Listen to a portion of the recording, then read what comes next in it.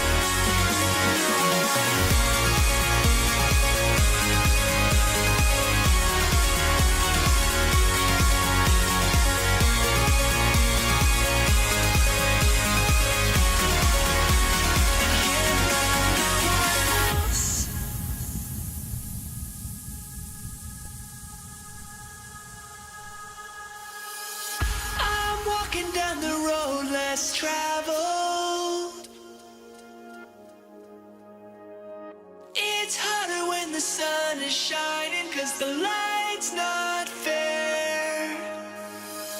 I'm talking to my darkest shadows. This love is do or die, but they don't care. I don't know why I do this to myself. It's not right, but I can't love no one else, no one else. But I can't love no one else, no one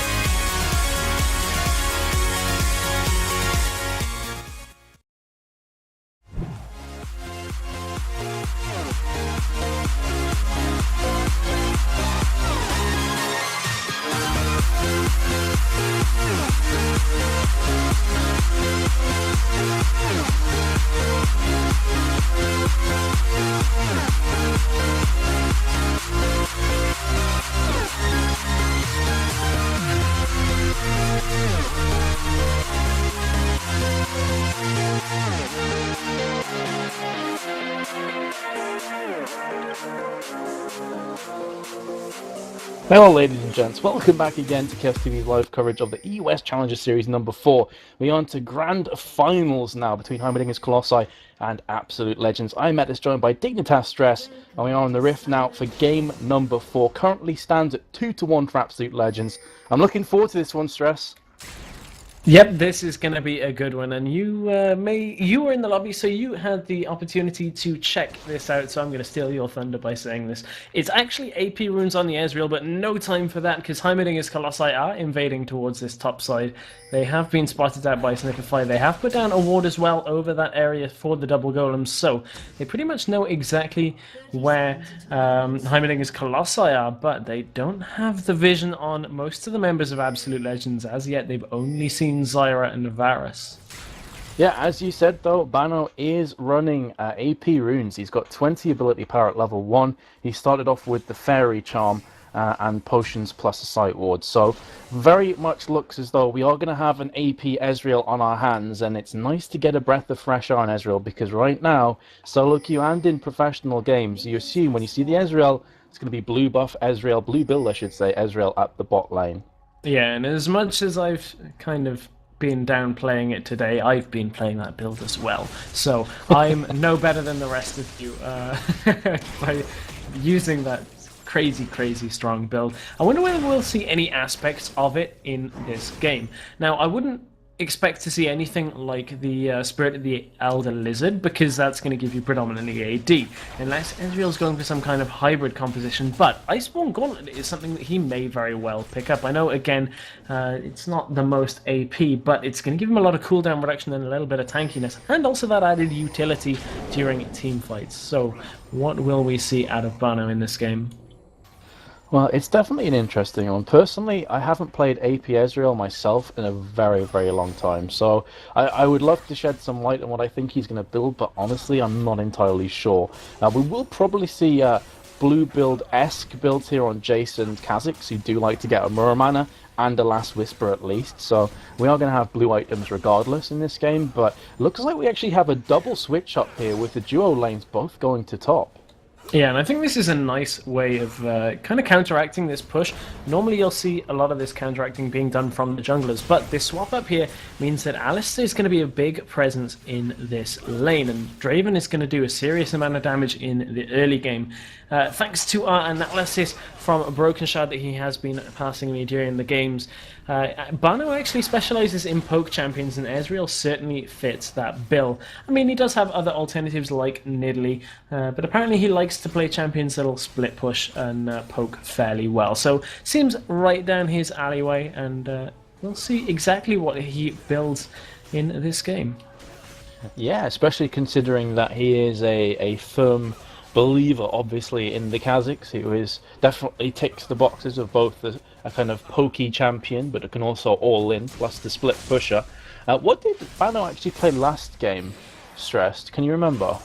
Bano in the last game played Twisted Fate. He was allowed to have Twisted Fate through. Played up against Fizz, and Fizz has done fairly well against Twisted Fate in recent days. We've seen it in numerous different tournaments, even here in the EUS Challenger Series, and Fizz ended up picking 2 kills up from the bottom lane and snowballed his way so that Twisted Fate just wasn't even a problem, even at that level 6 point where you expect Twisted Fate to start roaming. Yeah, Fizz is definitely... Well, actually, hold that thought for a second. We have a big engage on Abyss. Ignite goes down. This could be enough to pick up the kill. It will indeed do so. A bit of deja vu here with Draven with the early dominance freeze. We know from the last game, Stress, if you give him a lead, he will take it and push it home for a win. Yeah, indeed, and Draven is a pretty strong champion at doing that.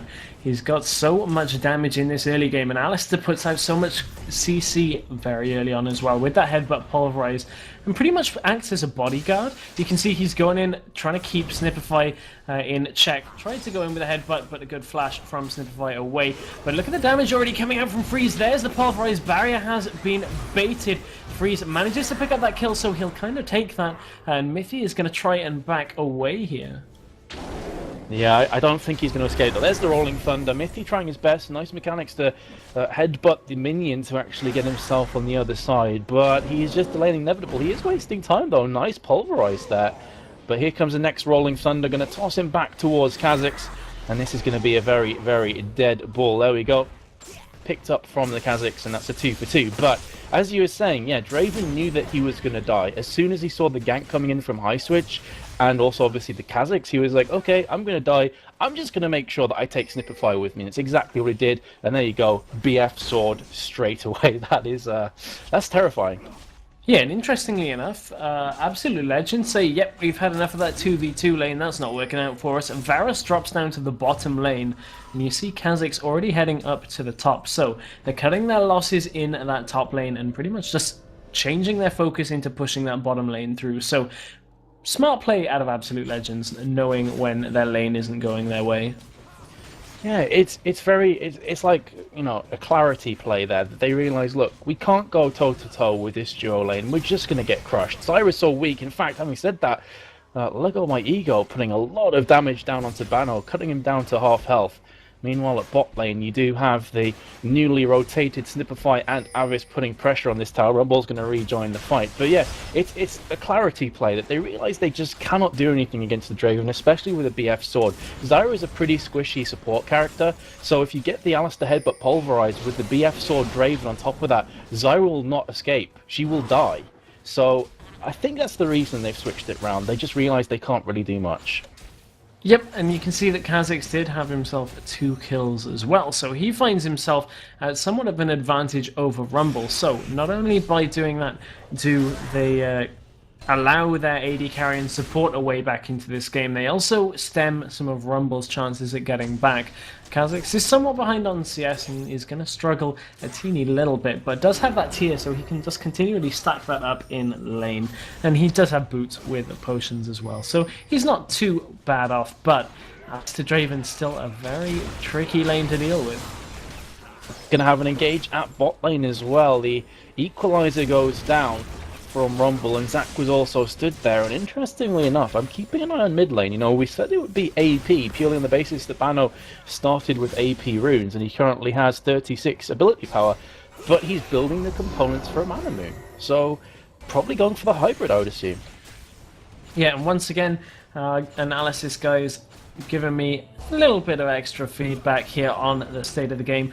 Broken Shard says that as this game goes on, Kazakhs and Volibear are going to be in a little bit of trouble just because of the amount of damage, the AD damage that both Jace and Draven are going to be able to output, because Jace is kind of going to act as a second AD carry. So scaling wise, it's going to be a little bit difficult, and added into that the disruption from Zac and Alistair. It's going to be a little bit of a difficult one for absoluteLegends to come back with. Thank you very much for that added information, Broken Shard. So Jace has just gone back and finished his Mana Moon off, so we could potentially have 3 of them built up in this game. Coming back towards mid lane. In the meantime, Bano is just trying to farm his lane up. Let's have a look at the gold difference between the 2 mid laners. About 200 in favour of Jace, so nothing too serious right now. But again, we're in that farming frenzy stage where Luno is going to be going towards the blue buff. Going to more than likely give this off as a gift to Jace so that he can just spam away and get as many stacks of the Mana Moon as possible. Just sat on 24 at the moment, but of course it's still very much early day stress as the bot tower does go down here in favour of absoluteLegends. Yeah, but the gold is even after that tower going down. Kills are even as well, so that gives you a slight idea that HeimerdingersCollosi are pretty much ahead in the non-global sense that they still are yet to take a tower down. absoluteLegends now focus their attention on to Dragon, and whether they'll be able to get this down. It has been dropped very low, and Freeze is going to pick that up in the top lane. So will they end up trading Dragon for a top lane tower? High Switch does pick up the Dragon, but they are going to lose that tower, and a tower for a Dragon. As this game goes on longer and longer, that tower being down is going to be far more important than that one Dragon. Yep, very, very true. Because, you know, obviously towers don't respawn. The Drake is going to come up every 6 minutes and your tower's on. So we do have Ezreal. He's on just over half HP here. 3 players strong from HeimerdingersCollosi are pushing the top tower, and they could very well get this. True Shot Barrage is coming up from Ezreal. It's not even going to take down the creep wave, though, so this tower probably not going to last for very long. Having said that, though, Ezreal is on his way alongside Volibear and Kha'Zix. If they stay for too long, they could find themselves getting shut down here. Mithy's very low, has managed to flash away out of the damage, but the Ignite goes down on him as well. And is Kha'Zix going to try and finish this kill off? Void Spike's narrowly missing. They have been evolved, but not going to quite connect. But still, the damage has been done. Top tower down to 654. Yeah, and you have to wonder, Mithy may have, in different circumstances, looked to kind of stick around there, but Unbreakable Will was on cooldown, so didn't have that added physical and magic damage reduction. Of course, that ultimate is going to reduce damage taken by 50%, so a significant amount in early game skirmishes. And Nodamna does use that teleport down to the bottom lane. It looks like he's going to be able to protect that tower. Where will we see HeimerdingersCollosi focus their efforts next? Well, that's a tough one to say, but it seems that they are congregating around the middle area right now, with 3 players. Make that 4 as Mithy's coming from the side. Just Zac is split away. But if you have a quick look at the CS difference, already a 20 CS difference is coming in. In fact, that make that a 22 between Draven and Varus. Varus has picked up the Bilgewater Cutlass, whereas of course Draven has finished off that Bloodthirster. So looking very, very scary. He is going to bot lane, going to get some free farm. Kha'Zix was recalling. Ezreal flashes up red there. There's a consistent poke from the blued up Jace. Just reigns supreme, is constantly battering down the opposition. And this is one of the strengths of Jace in a nutshell. He just likes to poke stress, and there's not much you can do against it. Similar to a Nidalee. Yeah, not a lot you can do against it indeed, and you can see Bloodthirster has been finished on Draven. He's significantly far ahead of Snifify, and again, just getting a little bit of analysis. That Bilgewater Cutlass has been built, but for a team that pretty much are going to struggle to get into that backline, it's not all that useful. It does look like Vano has been taken very low. Is going to be able to get away from that, but that tower is still quite low. It looks like HeimerdingersCollosi are going to want to push up on that pretty soon. Yeah, so Yamato Cannon at top lane popped his Ignite and Equalizer, and Ezreal, you know, the king of maneuverability, was forced to use his Arcane Shift and Flash to escape, so very, very narrowly missing out on death. In the meantime, Kha'Zix was heavily poked there from the Draven Alistar combo and has to pull himself back. Varus and Zyra are in mid trying to get as much farm as they can, but still that gap is opening up even wider. The wound is just hemorrhaging right now. 30 CS difference after just 13 minutes. It's looking pretty precarious for Varus at this point in the game. Yep, looking pretty precarious indeed. And both supports have finished up their Sightstones, and that's an important item. They're going to be able to keep control of the map. And now they're diving on towards Snifify. That Bilgewater Cutlass might become useful indeed, but didn't even get a chance to use it. Less bounce came in over the top. There is the ultimate coming out from Zyra. And Maluno and Lego My Ego are stuck behind enemy lines here. The passive has been popped onto Zac, so he's going to go down to actually Abyss. That's probably not who they would have wanted that kill to go to, but High Switch picked himself up a kill as well. Yeah, that was a bit strange. I think this is a problem that HeimerdingersCollosi have suffered from a few times, that the red mist descends and they just kind of go in so deep to secure a kill that may escape them. They lose the Jace and the Zac, so Zac's passive is down, which means he's going to be much less confident about engaging. Volibear has a quick sniff, but then decides, oh, there's a Bloodthirster up Draven who is going to crush me, I better run away very quickly. That's going to allow Varus, with the assist that he just built up, to get 2 daggers, so he is about 750 gold away from completing the Blade of the Ruined King. At bot lane, you are going to have Kha'Zix being caught out here. He will definitely go down for freeze. He's popped the Void Assault though, so actually I said definitely, perhaps not after all, but you have going to have the Flash coming in and Draven picking up the pieces. So yeah, 4-1 Draven. Ouch. Yeah, no, damn it. Just stayed alive to make you think twice about it. Definitely not long enough that it was, wasn't right the first time. Love it when players manage to do that. You can see Abyss has taken quite a lot of damage in the mid lane as well. Looked like that was from a shock blast out of Lego My Ego, and it's going to be difficult to stem the pressure from Lego My Ego and Freeze, because wherever they are in lane, they're going to have significant damage going towards the towers. So, can Absolute Legends try and force Lego My Ego and Freeze away from towers for long enough that they can compose themselves? Oh man, I don't want to harp on this because I realise that we've mentioned Draven a lot in the last couple of games, but just have a quick look at the difference between the items between the two AD carries. Bloodthirster Pickaxe, Longsword and Berserker Greaves against the Bilgewater Cutlass and a couple daggers. Such a massive difference in damage. So he's nearly got the last Whisper finished off already, and we're not even 20 minutes through the game. Let's have a quick look at some of the other characters and give them some love too. Brutalizer has been built up on Jace, who has about a 40 CS lead over Ezreal, has finished his Mana Moon. We are going to have Dragon going down here also from HeimerdingersCollosi, and there's, apart from the Volibear and Kha'Zix, they don't have their AD carry, and Jace is going to continually just harass them, going to pick up the Drake, because Varus is feeling the pinch here, realizing that he's so far behind Draven, he's forced to farm top lane, and with doing so, they don't have any pressure on Drake, and that's another global objective going to HeimerdingersCollosi. Yep, and that's the importance of towers over dragon. Gold doesn't scale quite as consistently as map control does the later this game goes on. And as you said, Varus feeling the pinch, had to be up in that top lane. They saw him up there and then engaged onto the dragon, but a massive headbutt pulverize combo. And the Let's Bounce. Zyra ultimate comes out, but it's far too late. Freeze is dueling High Switch all the way at the back, but High Switch is more just running away. Double kills for two members of HeimerdingersCollosi, and that was an incredible headbutt pulverize combination. It was just such good communication. The chase isn't over well, I say that, and then Mithy turns around, but it was the combination, it was the communication that Alistair's just like, you know, Mithy's saying, I'm going to go in here, guys, as soon as I land my headbutt pulverize combination, I want you to unleash hell. And they dropped the equalizer on top of Alistair. Raven came in with his whirling death and all the damage that comes across with that. And then on top of that, you had the Let's Bounce from Maluno. They were getting constantly disengaged, constantly knocked back, and on top of the equalizer that was just slowing them all down and killing them very, very quickly. So they just didn't have a hope.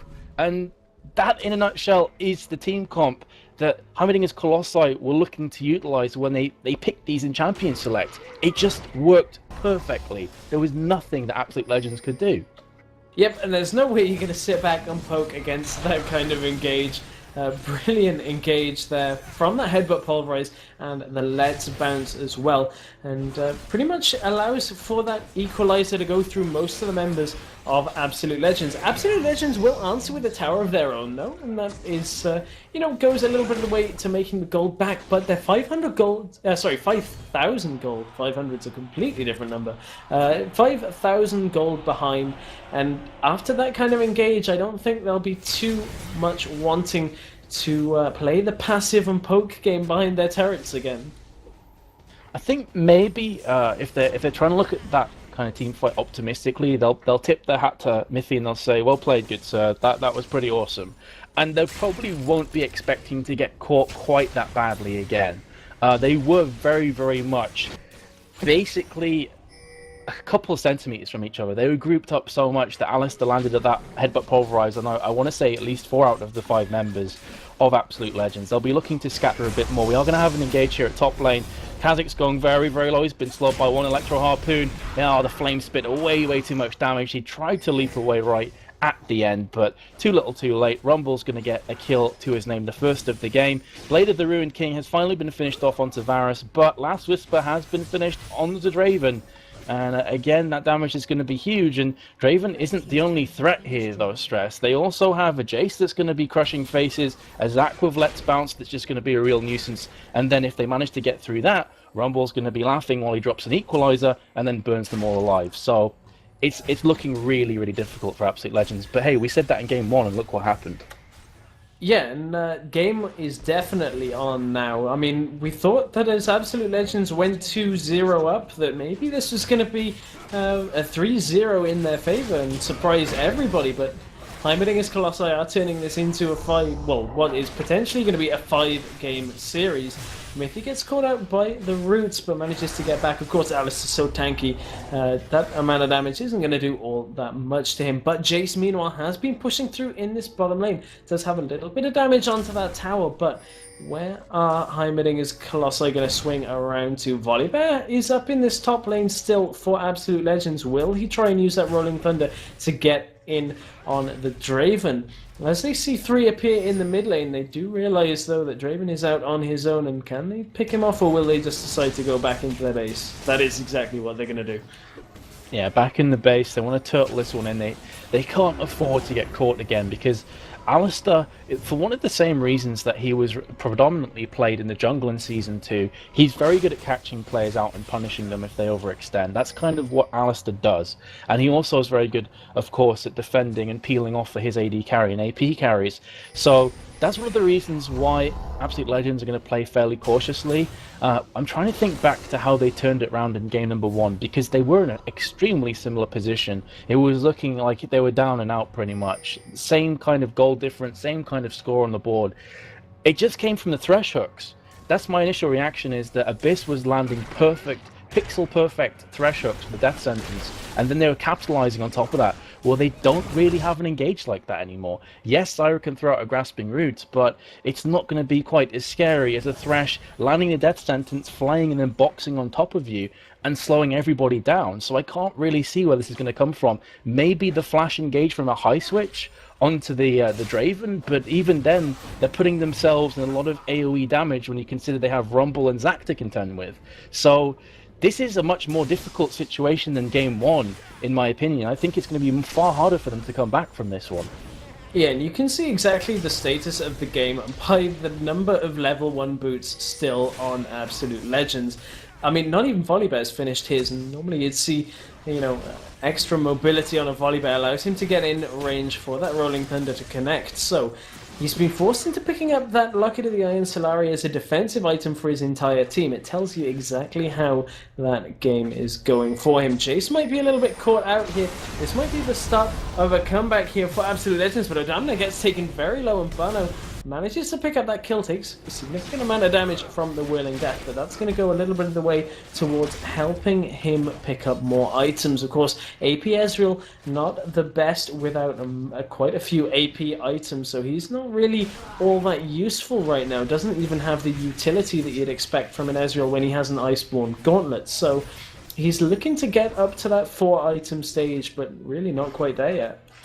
Yeah, and again, you're going to have HeimerdingersCollosi just taking the advantage, going to be trying to pick up this Drake. It was a nice pick up on towards Jace, but they're going to have to rinse and repeat that a fair few times before they're even close to being equal. So, yeah, as you said before, Ezreal doesn't have a great deal of AP to his name. He has 1,800 gold, though, to spend.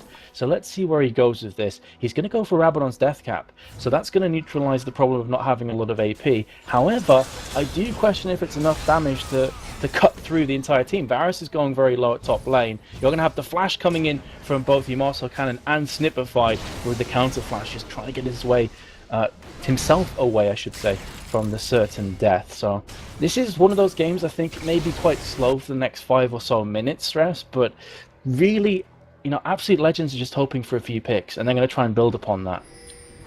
Yeah, and Free's going to clear out this Baron. I'm not really sure that they'll start that unless they actually see Kha'Zix going down towards the bottom lane. I think they might have caught him on that ward by blue.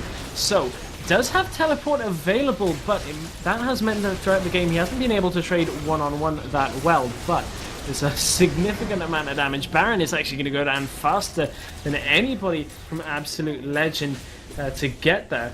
And Lego is going to be doing a lot of damage with those shock blasts. He's actually going to recall to try and stop Odamna. With that Black Cleaver, the Last Whisper, and the Mura Mana, he's going to be doing so much damage with that shock blast acceleration gate combo, and whether he's going to connect on the bottom lane would be an interesting thing to see. He will actually chunk Odamna by about half of his health by that one shock blast through the acceleration gate, and he's chasing on towards it as well. Looks like the rest of HeimerdingersCollosi are going to try and cut Kha'Zix off. They are quite a way out. Will he even need the help? Odamna is trying to get away Doesn't look like he even needs it. Lego My Ego is going to pick that one up. And that's another kill for HeimerdingersCollosi. Yeah, and Lego My Ego showing that he is a pretty all-round gifted player. We saw him taking Anivia first game, Kaostv second game, I believe he said Fizz in the third game, and now here he is with Jace. So 4 different champions, 4 different games, and doing very nice for his team. Of course, he is substituting for today for Extinct, who had previous commitments, and he has been a fine replacement. I said before I didn't think anything would happen in the next 5 minutes. That, of course, is completely incorrect because, you know, HeimerdingersCollosi are like, okay, let's shift this up to the year. Let's just go ahead and take Baron. They saw the opportunity this season. Here comes Alistar with another beautiful pulverize, but I have to question grouping together so far when you know his flash is up. And here's the Zac from the back, going to be taking down Ezreal. Zac attack proving successful once again. High Switch is trying to escape, but Rumble picks up his double kill. And suddenly, in the blink of an eye, this game seems to have completely slipped out of absoluteLegends' reach. It's going to be at least an inhib, and I fancy they could actually finish off the game here, Stress, as well, because Kha'Zix can't do very much. Sure, he can poke with Void Spike, but what's he going to do when Zac's jumping on his face, or when you have Alistar peeling off for the rest of his team? Yep, and that means we're going to a Game 5 here for the finals of the EUS Challenger Series number 4. And HeimerdingersCollosi look like they've bounced back in full force. absoluteLegends should be a little bit worried heading into this final game. Especially that momentum, that thing we've mentioned before, that it was 2-0, absoluteLegends were probably feeling pretty comfortable, pretty confident, and then suddenly it's 2-2. And those have been 2 very fast games. They've been 20-minute, I want to say, third game, wasn't it? It's around 20 minutes. Yeah, it was a 20-minute game. Yeah, 20 minutes and now 25, nearly 26 minutes. So that's really fast to go from a 2-0 lead to all even in the deciding matchup of this best-of-5 grand finals. I do wonder how that's going to play on their kind of mentality going forward into this 5th game, if they're going to go on tilt. We said the same thing about HeimerdingersCollosi, and they've came back with a vengeance. Yep, they have come back with a vengeance indeed, and I think that might be my final game of the evening because I know Spuddington will be joining you for this next game. I want to thank everybody for tuning in, and obviously we have still got Game 5 coming up. That will be with you in just a couple of minutes here on Kaostv for the EUS Challenger Series number 4.